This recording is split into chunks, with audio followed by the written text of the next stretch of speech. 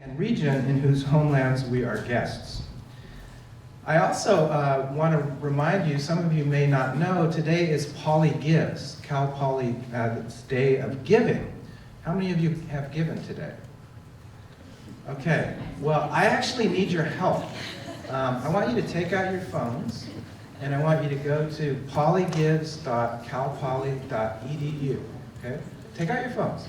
And the reason I need your help is that the College of Liberal Arts has what's called the Dean's Challenge. And the Dean's Challenge is that we need another 18 donations, doesn't matter how big, to unlock the Dean's Challenge, which means that yours truly will give $1,000 to the College of Liberal Arts. Okay? So you need to donate to a CLA fund. So open up your phone, go to the page, scroll down, you'll see College of Liberal Arts Dean Challenge. 18 more gifts remaining to unlock the challenge, to unlock the $1,000 reward. Okay? And why don't you make your gift to the Women's and Gender Studies Department? I think that's a fitting gift to make. So I need 18 more. If we finish this evening's event and we've still got gifts left, I'm not going to be pleased. So the Susan Currier Visiting Professorship for Teaching Excellence is a residential teaching professorship that recognizes superior teaching in the liberal arts, emphasizing the intersection between gender and women's issues and global justice and humanitarian concerns. The professorship honors the late Dr. Susan Currier, Cal Poly College of Liberal Arts Associate Dean and Professor of English. It was established as an endowment in 2007. The professorship was made possible by a generous contribution from Susan's late husband, Max Wills, as well as the donations from colleagues, family, friends, and supporters. The Susan Currier Visiting Professorship makes it possible for Cal Poly to host a faculty member with a distinguished record of teaching excellence, and for the recipient to share their expertise and passion for teaching, social justice, and the liberal arts. Selected visiting professors teach new and innovative courses on topics related to their research interests, and also present the annual Susan Currier Memorial Lecture. And to introduce this year's Susan Currier Visiting Professor for Teaching Excellence, I'd like to welcome Jane Lair, Director of the new Office of Student Research and Professor of Ethnic Studies and Women's and Gender Studies. Jane. Woo!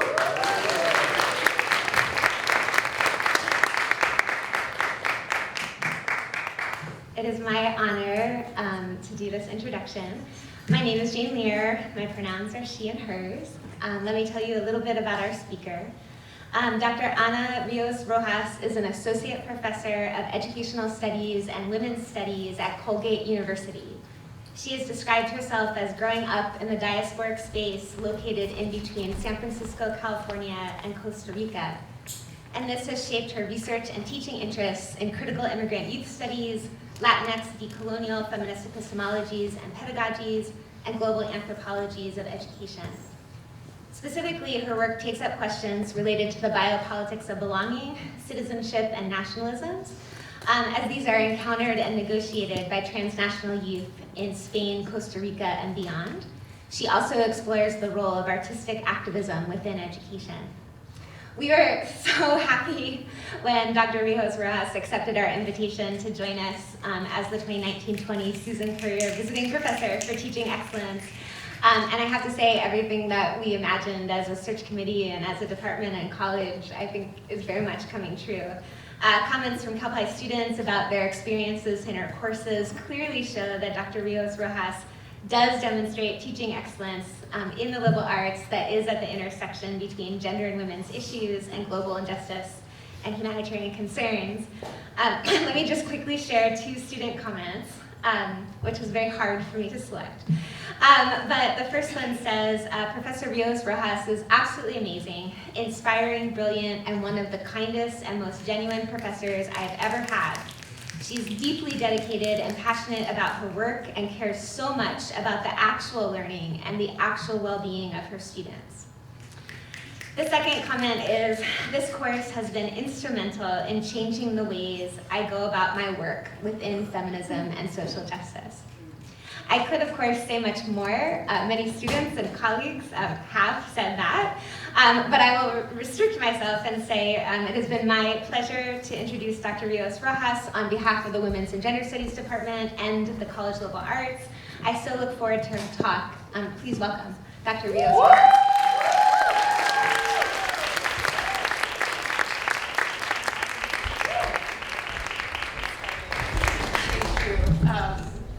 I was just telling Professor Lera that she might have made me cry before I even started my talk. Beautiful, just absolutely gorgeous, and incredibly generous invitation and introduction. I want to begin also with noting that Cal Poly is in Tilhini, the place of the full moon. I gratefully acknowledge, respect, and thank Yaktitiu, Yaktilhini, Northern Chumash tribe of San Luis Obispo, county and region, in whose homelands I am a temporary guest. I want to express my gratitude to the College of Liberal Arts, to my colleagues in Women and Gender and Queer Studies and Ethnic Studies for welcoming me with so much love. Of course, I want to acknowledge my beautiful, brilliant students, some of whom I can sense are in this audience, and I'm so grateful to have you here. Thank you for being my greatest teachers. And about love and how we can leverage it as a political project. You have really shown me that. Last, I carry with me this evening my ancestors, both scholarly and generational, who continue to offer theoretical and spiritual nurturance throughout all of this work. To all, I am grateful, I am with you, or as we would say in my grandmother's native Quechua, Yusul Paiti, I'm in gratitude. So I want to begin just really giving you some context about where these ideas came from. I began thinking and writing about heartbreak at a time when I myself was undergoing and experiencing very deep heartbreak in terms of my own faltering relationships, but also professionally within an institution that perhaps I might argue profits on the heartbreak of women of color and other bodies of color. I was writing and feeling all of this as my brilliant and beautiful students were also experiencing heartbreak. I have this green velvet chair in my office back at Colgate, and I always say that that chair has borne witness to so much pain and so many tears. The pain of living and learning in an institution never made for them and designed to break them. So much heartbreak indeed. Long sigh. So as the late Antillean poet Derek Walcott has noted, much of history and literature with capital H's and capital L's, written about others deemed to be oppressed, has been written under that long sigh that I just did. In his lecture, Fragments of Memory, he notes his own initial impulse to write under that long, melancholic sigh of history, the long sigh imbued with, compassion and empathy, but also tragedy, tristesse, loss. The sigh of history rises over ruins, not over landscapes, Derek Walcott writes. He wanted to write about the Indian youth in the small town of Felicity in Trinidad with a kind of evocation for things lost in terms of absence, until he asked himself, why these evocations, and why not celebrations of a real presence? And I took that to heart, quite literally. For as I looked around me, I could see resistance and joy springing from the cracks of the heartbreak and the fissures of all that heartbreak. There was a revolution. The heartbreak had sparked something. And students were coming together, most of them students of color, but also their allies in solidarity as they occupied the President's Building at Colgate for 7 days straight, day and night, mobilizing to gain the attention of the national media, 7 days when community was built, where I saw students take care of each other with such radical love, where local businesses donated food for the students' cause, and where art, visual and performative, were being leveraged for that moment, for the movement, for the dream that another education was possible at a place like Colgate University.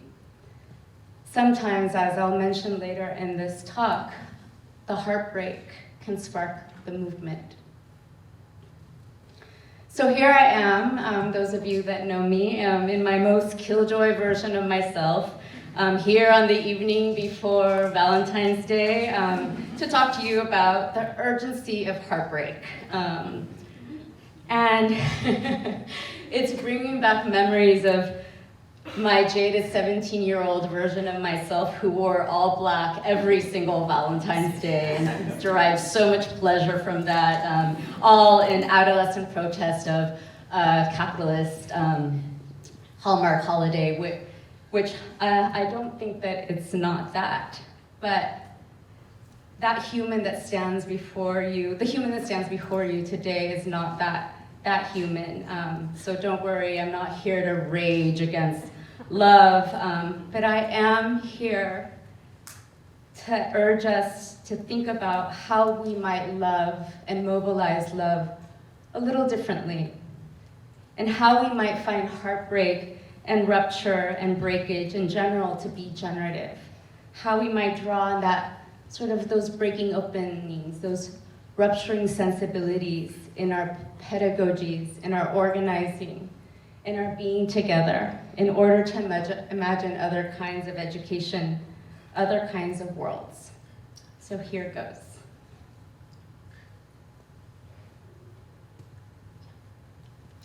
So let me begin by stating that I have a vulnerable heart, and I know a thing or two about heartbreak. My heart broken and pieced back together again so many times looks more like rascuache art than a heart. You might think that this intimate knowledge with things broken and cobbled back together again made writing this easier, and yet it hasn't, because I've discovered that in writing it, that required further heartbreak. We live in a heartbreaking world. I'll also say I had a bit too much fun with these slides. So we live in a heartbreaking world, right? That's not news to any of us here. Heartbreak is not in short supply. A quick scan of our lives and the newspaper headlines and the heartbreaking images that have been cycling through our social media feeds of migrant children being locked in cages, and case upon case of police brutality that targets Black and brown bodies all illuminate the ways in which there is certainly no shortage of heartbreak in today's wounded world.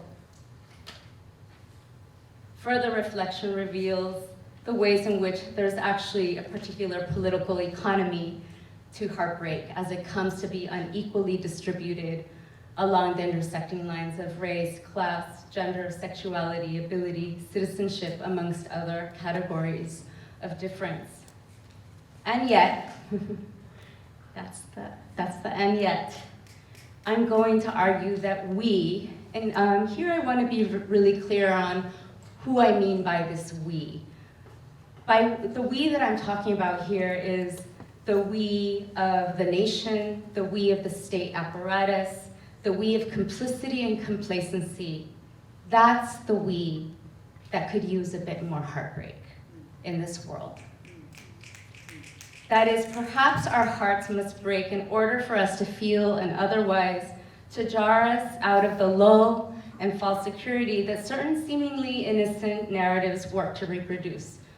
Ones that we're probably very familiar with. Narratives like competition is a part of human nature, that capitalism is inevitable, the meritocracy just is a reality, and that we live in a post-racial, post-homophobic, post-transphobic, post-colonial, post-fill-in-the-blank society. And maybe this heartbreak might move us to dig deep, to feel our struggles for greater justice, as intimately bound in the struggles of others, as so many Black feminists and women of color thinkers have moved us to feel. So this insight related to love and heartbreak is inspired by the work of, more specifically, Chela Sandoval, Maria Lujones, Cherry Moraga, Emma Perez, Trin Ha, Gloria Ansaldúa, and other women of color feminist thinkers who are, as my colleagues and I would say, are just like major chingonas. And who have all written about the power and the necessity of breakage and ruptures within dominant colonial imaginaries for quite some time. So what I'm sharing with you is not new. It's drawing on a really long history of work that has been done by bodies that who themselves have been broken by systems of power. In Chela Sandoval's work, for example, this break with dominant social narratives, or what she names as, I like her language, she calls them enjoyable systems of power. That, these are her words, dull human senses with its normalities, its shoulds, its scripts. It's also the Coatlicue state that late Chicana poet and scholar Gloria Ansaldúa theorized. An intuitive sensing, a feeling of love not encoded by the West or dominant power. So how many of us in this room have fallen in love? Can I see a show of hands? Okay. And how many of us have experienced some heartbreak at some point in our lives? So perhaps, I don't need to tell you, that it can feel like something skewered your heart. I was sharing this at the Galentine's event last night. My father's Peruvian, and there's a famous Peruvian dish called anticuchos. Any Peruvians in the house? Casado. Well, anticucho is skewered beef heart, and whenever I think of that image of puncturing, I think of that metal skewer running through the heart. So a lot of us could probably resonate with that, right? But it hurts. That's the breakage of heartbreak. And it hurts a lot. But that piercing or punctum can actually be generative.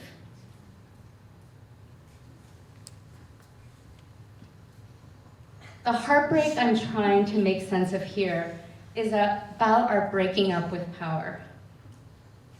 As I'm a little bit tongue-in-cheek there, it's meant to be a joke, yeah. Kind of, not. A form of breakage that allows us to enter into a third differential zone of consciousness. Another system of knowing and power capable of moving us differently in and with the world. In particular, I wanted also to use this presentation, this talk, to also explore the role of art in facilitating that heartbreak. That moment of breakage that opens up an unsettled pedagogical space where students and teachers might begin to imagine, vulnerably, an alternate mode of being together, of convivencia, a movement or decolonial movida, as Sandoval would say, towards what I'm attempting to name as a pedagogy in politics that breaks your heart.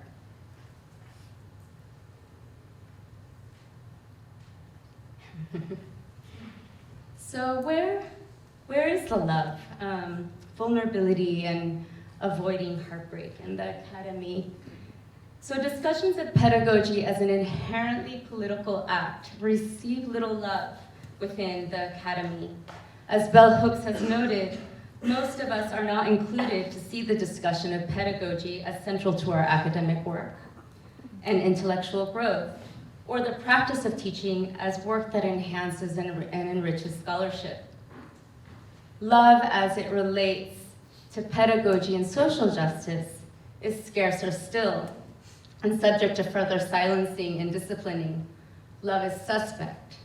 Love, when allowed to enter the space of the classroom, more often functions as a privatized commodity, a scarce resource requiring careful management and distribution so as not to disrupt the natural balance of what is imagined to be an inherently neutral and effectively equal pedagogical space. The capitalist logic of love as limited resource operating within the institutions we teach assumes that if a teacher gives more love to a student, there will be less for others. And there is not enough love to go around, these precious resources must be possessed, rationed out, and savagely competed for within the classroom. This market logic subjects love to the dangerous binds of jealousy, neglect, frustration, and possession. Love is provided a seat in our classrooms, but only in the form of a private good that teachers and students must leverage and transact in, transformed into something we exchange for grades, positive student evaluations, publications, and other forms of institutional affirmation. The institutional structures in place are such that we, women of color, feminist pedagogues, soon learn to be protective with our love and hearts in the classroom. We are discouraged from teaching vulnerably. We are afraid to fall in love in the classroom, and so we play it safe. We play it safe in order to avoid heartbreak until our pedagogies are sanitized and rendered loveless. And certainly our caution around including love in conversations about education and pedagogy has to do with some historical precedent. And with the reality that, of course, love is not wholly unproblematic terrain.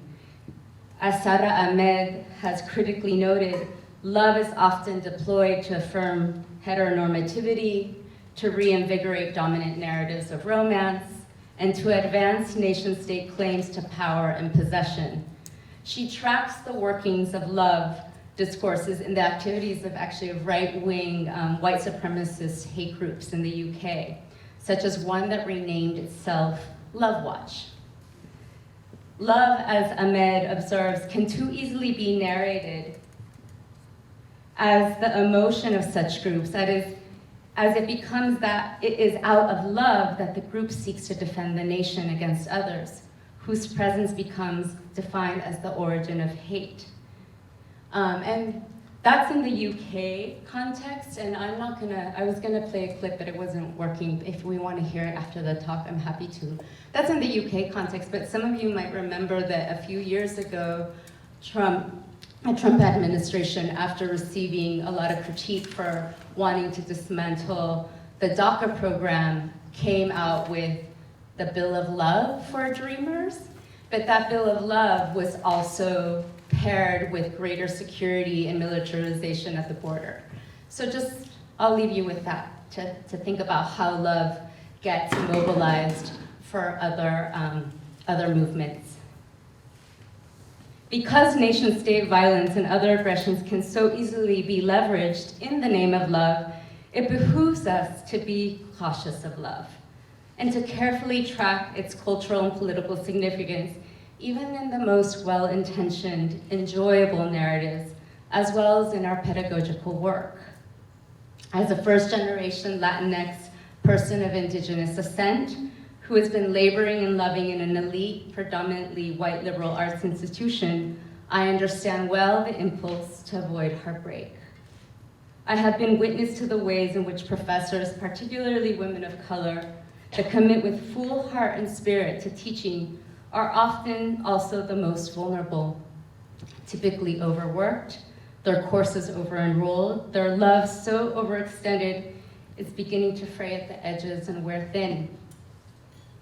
Moreover, engaging in vulnerable pedagogies that go against the grain opens us up to disciplining our instructional practices read as being too ideological and too not academically rigorous. This reality renders falling in love in the classroom profoundly dangerous, a profoundly dangerous endeavor. And yet, I write this in an effort to clarify that falling in love, even if it breaks our hearts, has never been more urgent if we are to imagine alongside our students another kind and kinder world.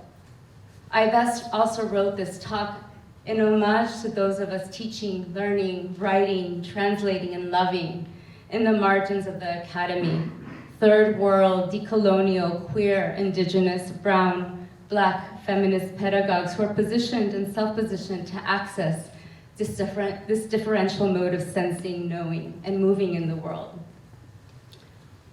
So the act of following love is an inherently disruptive state, right? Many of us probably know this.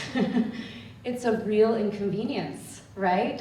All of a sudden you find yourself, you can't focus as well. You're thinking about this when you're supposed to be doing work. Yeah, it's an incredible pain.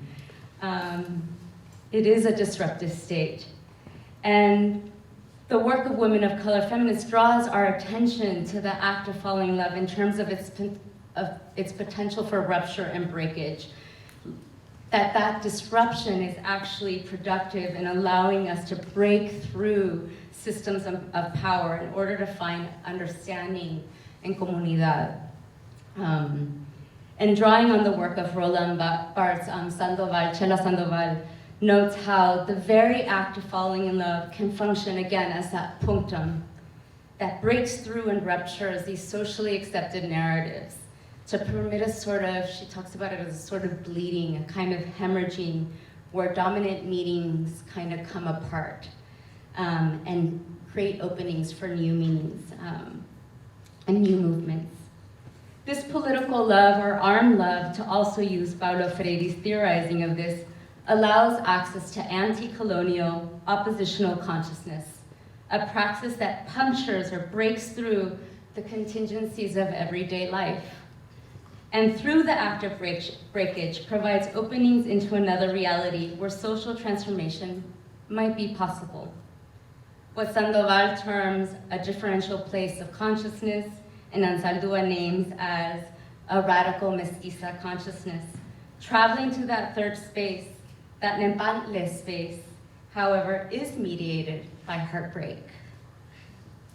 We see this in the work of Gloria Ansaldúa, who speaks of entering that critical consciousness, what she also calls la facultad, as entailing pain and trauma as we come face to face with the sediments of racialized, classed, gender depressions, and other forms of violence that throughout history have broken brown and black bodies and hearts.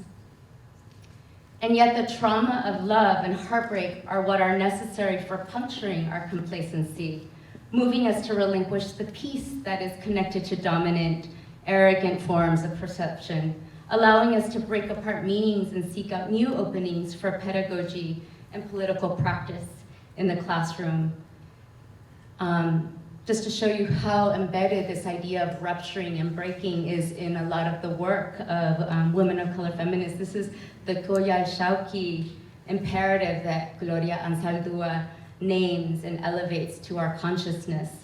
It's a creative move that jolts us into I quote her, jolts us into awareness of our spiritual and political problems and other major global tragedies so we can repair el daño, the wound. As a symbol of dismemberment and rememberment, the Coyal-Shauqui imperative is, I quote, an ongoing process of making and remaking. When something is broken, it does not mean it's no longer of use. It means quite and simply that it might just be put to a different use, perhaps a use for which it was not originally intended, and thus also playful and subversive in its use value. So in the words of Derek Walcott, whom I love, he says, he has these beautiful words, break a vase and the love that reassembles the fragments is stronger than that love which took its symmetry for granted when it was whole. And this breaking and reassembling back together is, as Walcott adds, the very heart of remaking poetry, of making art, of movement building, of resistance. The love is the reassembling of all our parts that have been fragmented by history with a capital H and systems of oppression. In a heartsick world where love is being suicided through war, and other human violences, and where predation is the norm, love can further function as a kind of weapons of the weak. Trinh Minh offers us an example of how love can operate as our greatest weapon in her analysis of the case of Las Madres de Plaza de Mayo in Argentina in 1977. As Minha observes, the group was victorious not only because they may have had a hand in toppling one of the most repressive political regimes, but through their weekly marches over 30 years later, Las Madres were also able to send a powerful message that the search for love prevails. Their movement is a testament to both the extraordinary power of love and the loving power of the ordinary. That a handful of heartbroken mothers demanding justice for their disappeared loved ones can spark a major global political movement. Sometimes the heartbreak can spark a movement.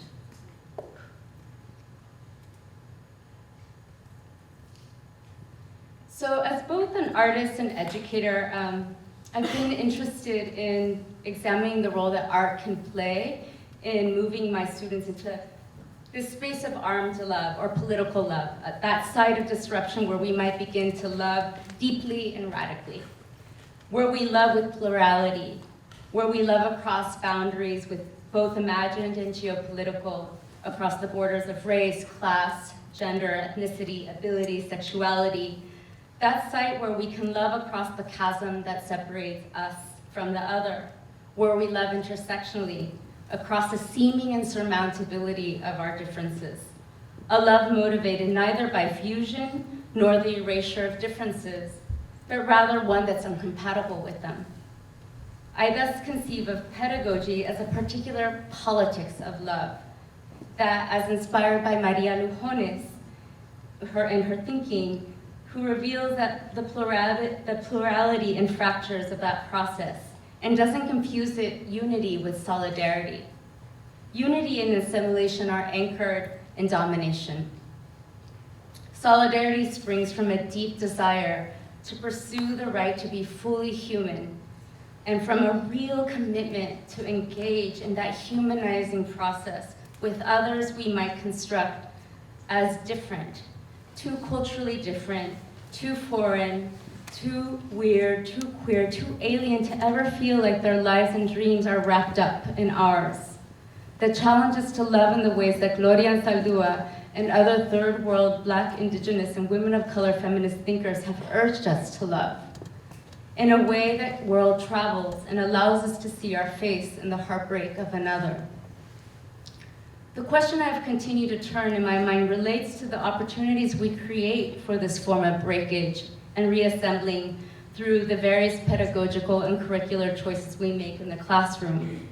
As Lujones would remind us, how we decide to travel into the lives and worlds of others matters.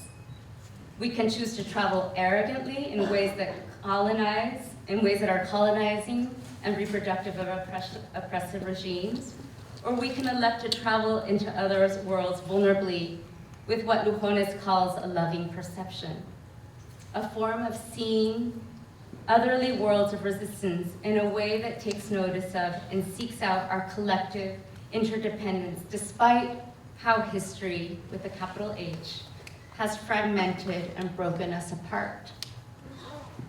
That too is the power of poetry and art. And to return again to Derek Walcott's words, who noted that the very fate of poetry is to fall in love with the world, despite history. Art can function as a vehicle for this form of loving traveling. I really believe this. And I wanted to use this presentation to begin to imagine what a rascuachismo sensibility can offer as an interpretive framing, as a particular kind of sensibility and methodology for achieving a kind of heartbreaking that can guide us toward a heart opening in the classroom and beyond. And I know that many of you in this audience are already doing this work. Ibarra Frausto positions rascuachismo as a form of resistance, incorporating strategies of appropriation, reversal, and inversion, naming the ways in which Chicanx art, that is rascuache, can express a have-not sensibility that is also resourceful and adaptable, as reflected in its use of found and recycled objects, what others have thrown out. Situated in contexts of breakage and rupture in environments always on the edge of coming apart, objects and ideas in rascuache art are held together with sweat, with spit, with grit, and movidas. These movidas are whatever coping strategies artists use to gain time, to make options, and most importantly, to retain hope. My pedagogical movidas in the classroom throughout all of the courses I have taught throughout my time as a profesora have motioned towards supporting my students and seeing the linkages between knowledge, power, education, and social transformation. Stemming from those years as an elementary school teacher, struggling to keep a vulnerable school from closure, I understand the power of coalitional work that Sandoval and Lujones and Anzaldúa and other decolonial feminist movement makers have written about and organized around. Through my teaching, I try to communicate that while our struggles are not universal, we stand at the edges of each other's battles, as Anzaldúa would remind us. That our struggles are intertwined, even if different, in multiplicitous and significant ways. Public and performance art, with their emphases on lived experience, have been tools, or weapons, better said, that can be deployed in teaching to support students in explicitly reflecting upon the realm of the human and our interconnections in this fragile, broken world.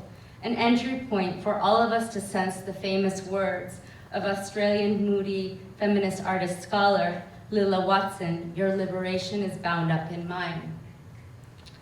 I have had the opportunity to evidence the ways in which art can function as a powerful means for returning the gaze, moving us to see differently, and shifting the kind of optics we have of the world towards a vision of greater justice.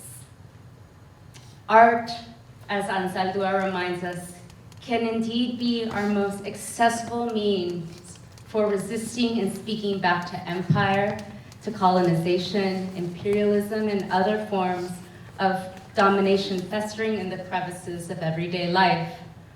Art opens up a space of breakage and vulnerability. In my courses, I draw on the insights of these scholars to teach and illustrate for my students by weaving in poetry, spoken word, testimony, film, performances, and visual art. In other words, I employ vulnerability as a pedagogical tool. And through the use of art, I attempt to map out for students how coalitional work operates both at the level of ontology and epistemology. That is, that in order to imagine a future yet to come, we must draw upon and learn from important critical tools that can inform our own necessary interdisciplinary rascuache and artistic approaches to seeing the human.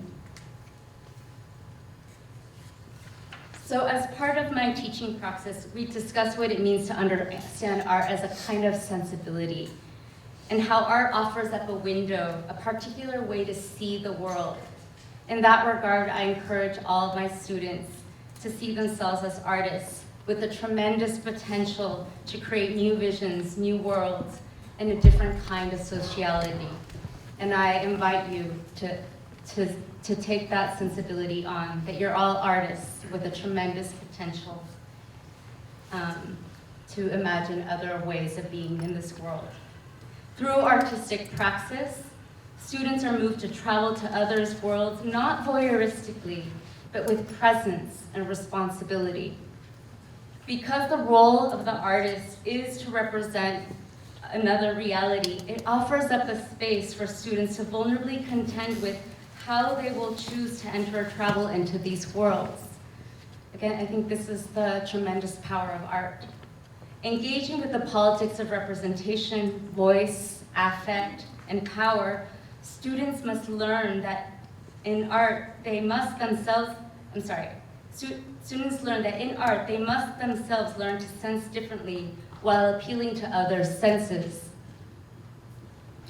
When, for example, a group of my students elected to make their public art project be a representation of violence at the Mexico-US border, they realized that simply erecting a barbed wire fence on the campus's central quad was only telling a part of the story of trauma. To truly travel to other people's worlds, they also needed to sense the agency of their subjects. Returning to their art installation, they strung together items found on the migrant trail, weathered photos of beloveds, rosary beads, and photos of patron saints, stuffed animals that once belonged to a child, and other things carried and left behind by people forced to move. That stark representation anchored in the snow, if you can imagine it, in the center of an elite campus that felt very far away from the US-Mexico border. A jagged barbed wire fence pieced together with human artifacts sought to tell another story and inspire another way of moving in that space. Passing students, whether they wanted to or not, could not avoid the encounter. It was literally right across the middle of the quad. My students' hope was that the encounter would create a disruption, a breaking point, however minute, in the everyday maneuverings of their peers. Other students have since aimed at moving others to travel differently. For example, there was a group of students, and you'll see the pictures here, who selected to hang shoes and spray painted them in gold with foliage springing out of each footsole to symbolize the deceptively cruel power of that golden American dream, while also signaling to the life and resiliency moving migrant steps. Another image. And these are, well, last I checked, these are still hanging in one of the buildings at Colgate, which gives me so much joy that they haven't been taken down by the building and ground staff, even though they're not supposed to be there. So they add sort of another layer of subversion to all this. Where is Lynn? I just lost my. There was another student project titled 322 that involved the methodical folding of 322 origami butterflies in memory of the 322 individuals. And these are my little quotes that I picked out of my students' essays when they were talking about their artwork. The 322 individuals who died while crossing the US-Mexico border in 2016 and aim to give these lost lives visibility in a society where they are made to be invisible, end quote. Still other projects have been moved by a more introspective kind of movement, a traveling deep within ourselves, a venture into our inner world where we are confronted with the seductions of power. So here's what they look like. Those have slowly been falling apart, but. So in concluding, I wrote this exploratory essay as a love letter for those of us who find ourselves doing this work in seemingly tight and loveless spaces, to think creatively about what it might look like to conceive of pedagogy as a form of rascuachismo, as an eclectic decolonial movida, a cobbling together and a making do with the effective and pedagogical and undervalued resources that we might have at hand, love, hope, and wisdom, that those of us living, laboring, and loving at the margins of the academy most readily have at hand. A rascuacha pedagogy in politics, one that makes our hearts ache and ultimately break. A pedagogy and politics that springs from the sensibilities of the downtrodden and dispossessed, those down but never out. From the cracks in the concrete where roses still manage to grow. Perhaps it is in these ruptured, fragile spaces, those moments when things break and create openings for another kind of world-making and world-traveling, another kind of pedagogy, another kind of politics, where radical forms of love and justice emerge as possible. In the words of one of my beloved students who was referencing this work, There are many different sectors of our society that no longer work. We must break to rebuild anew. Thank you.